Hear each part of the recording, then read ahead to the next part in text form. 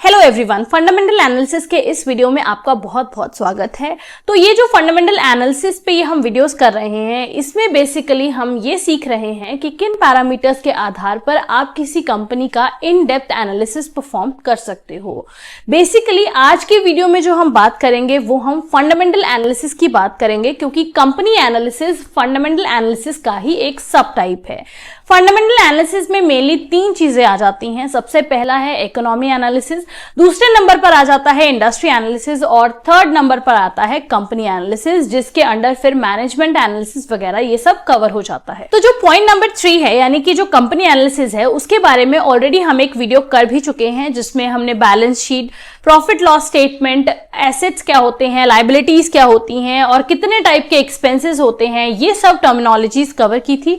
आने वाले वीडियोस में भी कंपनी एनालिसिस के रिलेटेड हम वीडियोस डालते रहेंगे, जहां पर बहुत सी टर्मिनोलॉजीज हैं जो हम आपको एक्सप्लेन करेंगे, जिससे आपको बहुत ज्यादा हेल्प मिल सकती है किसी कंपनी को इन डेप्थ एनालाइज करने में। उस वीडियो का लिंक भी आपको नीचे डिस्क्रिप्शन बॉक्स में मिल जाएगा। अगर आप इंटरेस्टेड हो तो एक बार जाकर जरूर देखिएगा। आज के वीडियो का मेन एजेंडा रहेगा इकोनॉमी एनालिसिस और इंडस्ट्री एनालिसिस, और ये दोनों आपस में किस तरह से कोरिलेटेड हैं, इस चीज को भी हम अंडरस्टैंड करेंगे। ऑल इन ऑल एक बहुत ही इंफॉर्मेटिव वीडियो ये होने वाला है, इसीलिए मैं आपसे कहना चाहूंगी कि वीडियो को बिना स्किप करे पूरा अंत तक देखिएगा, और इन्फॉर्मेशन अच्छी लगे तो साथ साथ में लाइक और शेयर भी करते जाइएगा। अगर आप मेरे चैनल के साथ नए जुड़े हैं तो प्लीज सब्सक्राइब करते टाइम बेल आइकन जरूर हिट कर लें, ताकि आगे जब भी ऐसा इंफॉर्मेटिव कंटेंट मैं आपके लिए लेकर आऊं उसकी टाइमली नोटिफिकेशन आपको मिलती रहे। चलिए अब टॉपिक पर वापस आते हैं, और सबसे पहले आप देखिए फंडामेंटल एनालिसिस अगर आप करना चाहते हो तो उसके लिए अप्रोच क्या रहेगी, ये अंडरस्टैंड करना बहुत ही ज्यादा जरूरी है।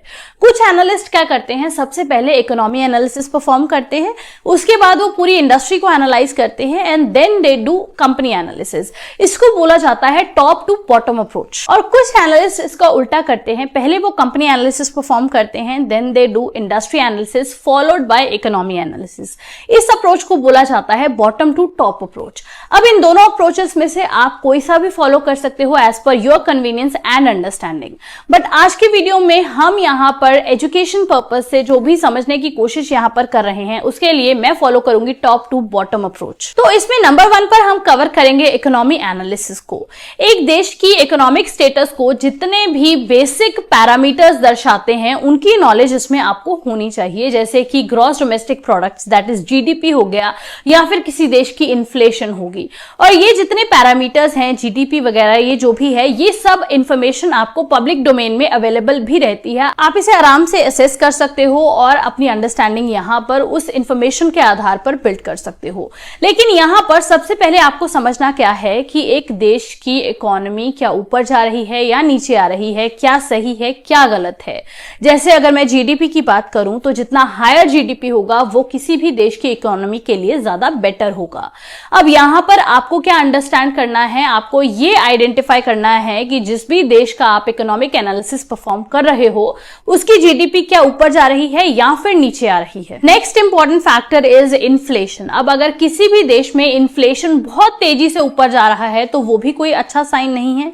अगर इसका उल्टा हो रहा है, यानी कि इन्फ्लेशन तेजी से नीचे आ रहा है, जिसको डिफ्लेशन भी कहा जाता है, तो वो भी कोई पॉजिटिव साइन नहीं देता है किसी देश की इकोनॉमिक ग्रोथ के पर्सपेक्टिव से। Steady inflation on the other hand is not at all considered bad, क्योंकि वहां पर क्या होता है कि अगर स्टेडी इन्फ्लेशन में राइज देखने को मिल रहा है किसी कंट्री में, तो वो इनडायरेक्टली लिंक्ड होता है उस देश की स्टेडी इकोनॉमिक ग्रोथ के साथ। अब यहां पर जितने भी हमारे व्यूअर्स हैं वो ज्यादातर इकोनॉमिक बैकग्राउंड से नहीं है, इसलिए हम इन सब चीजों की डिटेल में नहीं जाएंगे। बेसिक जो हमें अंडरस्टैंड करना है वो यही है कि कौन से फैक्टर्स हैं, कौन से वो पैरामीटर्स हैं जो रिस्पॉन्सिबल रहते हैं किसी भी कंट्री की इकोनॉमिक ग्रोथ के पीछे। अब यहां पर हमने जीडीपी देख लिया, उसके बाद इन्फ्लेशन की बात कर ली, and now the next important point that we need to understand is कि कंट्री के फॉरेक्स रिजर्व्स क्या हैं। इसको हम आसान भाषा में अगर समझें तो मैं आपको ऐसा बताना चाहूंगी कि जैसे हम लोग भी अपना कुछ पैसा बचा के रखते हैं, से सेव करके रखते हैं अपने फ्यूचर के लिए, उसको हम रिजर्व्स की तरह रेफर करते हैं। सिमिलरली जो मनी एक कंट्री बचा के रखता है अपने फ्यूचर के लिए, ग्रोथ के लिए, उसको रेफर किया जाता है as reserves of that country, उसको हम फॉरेक्स रिजर्व्स भी बोलते हैं।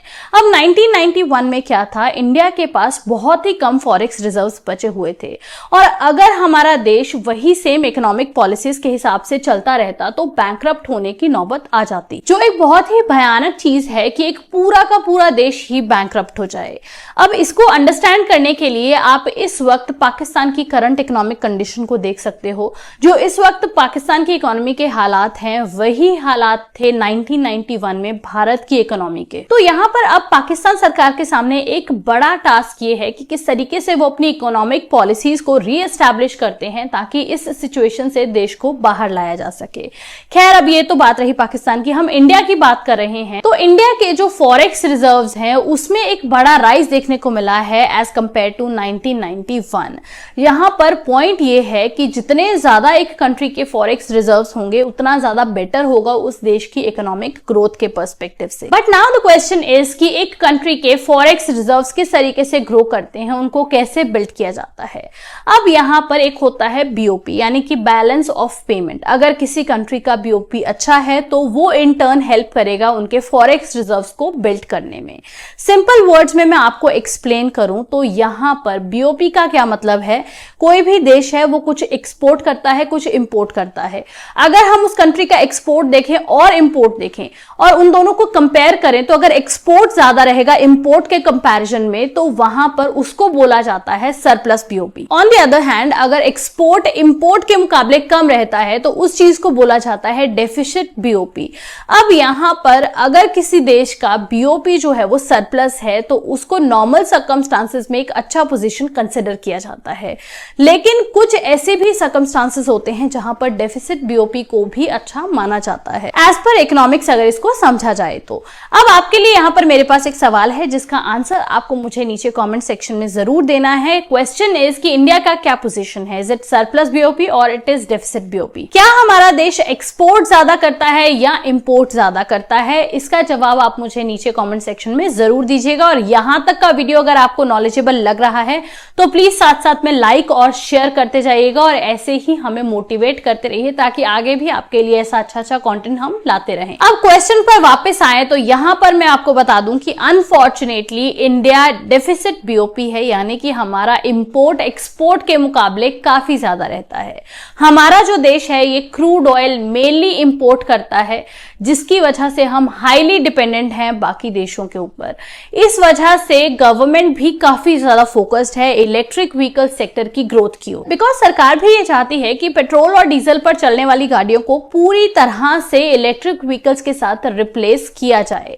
इसी वजह से बहुत सारा काम इस इंडस्ट्री में, इस सेक्टर में चल रहा है। टेक्नोलॉजी एडवांसमेंट पर लगातार फोकस किया जा रहा है। इसी का नतीजा है कि आज के समय में अगर आप सड़कों पर देखो तो आपको बहुत सारी कंपनीज की इलेक्ट्रिक गाड़ियां देखने को मिल जाएंगी, और अब तो ईवी चार्जिंग स्टेशंस भी जगह जगह पर इंस्टॉल किए जा रहे हैं, वो भी आप आराम से अपने आसपास देख सकते हो। और अगर ये ग्रोथ आगे भी इसी तरीके से चलता रहा और ये एक बड़ी सक्सेस में तब्दील हो जाता है जैसा कि इंडियन गवर्नमेंट का विजन भी है, तो इससे बहुत ज्यादा हेल्प मिलेगी बीओपी को इंक्रीज करने में, बिकॉज इससे क्रूड ऑयल इंपोर्ट कम करने में बहुत मदद मिलेगी। अब क्रूड ऑयल के अलावा हमारा देश गोल्ड बहुत ज्यादा इंपोर्ट करता है। ये सभी फैक्टर्स हैं जो डिसाइड करते हैं कि किसी देश का बैलेंस ऑफ पेमेंट कैसा रहेगा, क्या इंपोर्ट्स ज्यादा हैं या एक्सपोर्ट्स ज्यादा हैं। इन सब चीजों को अगर हम अंडरस्टैंड करते हैं, कंपेयर करते हैं, तो बैलेंस ऑफ पेमेंट क्या रहेगा वो चीजें समझ में आती हैं। नेक्स्ट जो इंपॉर्टेंट फैक्टर है जो हमें समझना है इकोनॉमिक एनालिसिस परफॉर्म करते समय, वो ये है कि एग्रीकल्चर सेक्टर का ग्रोथ किस तरीके का रहता है, क्योंकि जैसे हम जानते हैं कि इंडिया में जो मेजॉरिटी इनकम है वो एग्रीकल्चर सेक्टर से आता है। तो यहां पर यह भी इंपॉर्टेंट है कि हम मॉनसून सीजन को समझें, उसका इंपैक्ट कैसा आता है वो देखें। अगर देश में एवरेज एंड अबव एवरेज अगर मॉनसून देखने को मिलता है इंडिया में तो उसे अच्छा कंसिडर किया जाता है, क्योंकि उसका इंपैक्ट शेयर मार्केट पर भी पॉजिटिवली देखने को मिलता है। अब आगे नंबर 2 पॉइंट जो है वो है इंडस्ट्री एनालिसिस, जिसमें सबसे पहले आपको देखना है कि आप किस इंडस्ट्री पर फोकस करना चाहते हो। एक साइक्लिक इंडस्ट्री हो सकती है, एक ग्रोथ इंडस्ट्री हो सकती है। तो नंबर 1 टास्क जो इस इंडस्ट्री एनालिसिस परफॉर्म करते समय आपको करना है वो ये है कि आपको डिफरेंट टाइप ऑफ इंडस्ट्रीज को आइडेंटिफाई करना होगा। आगे वीडियो में हम ये भी समझेंगे कि किस तरीके से एक इंडस्ट्री एनालिसिस लिंक्ड रहता है इकोनॉमिक एनालिसिस के साथ। लेकिन अभी के लिए अगर मैं बात करूं पावर सेक्टर की, तो पिछले कुछ सालों से गवर्नमेंट काफी ज्यादा फोकस्ड है इस चीज को लेकर कि हर घर तक बिजली पहुंचे। इसी वजह से पिछले कुछ सालों में अगर आप पावर सेक्टर को एनालाइज करो तो वहां पर कंपनीज को काफी ज्यादा फायदा मिला है और अच्छा ग्रोथ देखने को मिला है। लेकिन अब सिर्फ ये चीज सुनकर कि गवर्नमेंट यहां पर पावर सेक्टर की ओर फोकस्ड है तो आप कहीं भी निवेश नहीं कर सकते हो। आपको इन डेप्थ उस पूरी इंडस्ट्री को अंडरस्टैंड करना होगा, क्योंकि ऐसा हो सकता है कि वो इंडस्ट्री अलग अलग फेजेस में ऑपरेट कर रही हो। तो सरकार कहां पर फोकस्ड है और उस फेज के अंडर कौन सी कंपनीज काम कर रही हैं, ये सब चीजें आपको खुद से एनालाइज करते हुए आइडेंटिफाई करनी है। अब जैसे हम पावर सेक्टर की ही बात कर रहे हैं तो इसमें भी अलग अलग फेजेस में अलग अलग कंपनीज ऑपरेट करती हैं। कुछ कंपनीज हैं जो सिर्फ पावर जनरेशन पर फोकस्ड हैं, कुछ ट्रांसमिशन रिलेटेड ऑपरेशंस परफॉर्म करती हैं और कुछ कंपनीज ऐसी हैं जो केवल डिस्ट्रीब्यूशन नेटवर्क्स पे ही काम करती हैं। अब हमें ये समझना होगा कि गवर्नमेंट इन तीनों में से किस फेज पर फोकस्ड है, कहां पर ग्रोथ ज्यादा एक्सपेक्ट किया जा रहा है। क्या सरकार पावर जनरेशन पर ज्यादा फोकस कर रही है, क्या वो ट्रांसमिशन बिजनेस को इंप्रूव करने में ज्यादा फोकस्ड है, जहां पर पावर जो जनरेट की गई है उसको सबस्टेशंस तक पहुंचाने पर ज्यादा काम किया जाता है, या फिर हमें यह आइडेंटिफाई करना होगा कि क्या सरकार डिस्ट्रीब्यूशन नेटवर्क को स्ट्रेंथन करने पर ज्यादा ध्यान दे रही है, यानी कि सबस्टेशन से हर एक हाउस होल्ड तक पावर पहुंचाना, जिनमें अलग अलग कंपनीज हैं और वो डिफरेंट फेजेस में ऑपरेट करती हैं, जिनमें से आपको आइडेंटिफाई खुद से करना होगा एनालाइज करते हुए। अब यहां पर देखिए, अगर इसको ऐसे समझा जाए कि इंडिया में अगर सफिशिएंट पावर जनरेशन ऑलरेडी हो रहा है और गवर्नमेंट केवल डिस्ट्रीब्यूशन नेटवर्क को स्ट्रेंथन करने पर ही ध्यान दे रही है और ऐसे में आप एक पावर जनरेशन वाली कंपनी में इन्वेस्ट करते हो तो उसमें आपको कुछ भी खास फायदा नहीं मिलेगा, क्योंकि काम तो डिस्ट्रीब्यूशन फेज में चल रहा है।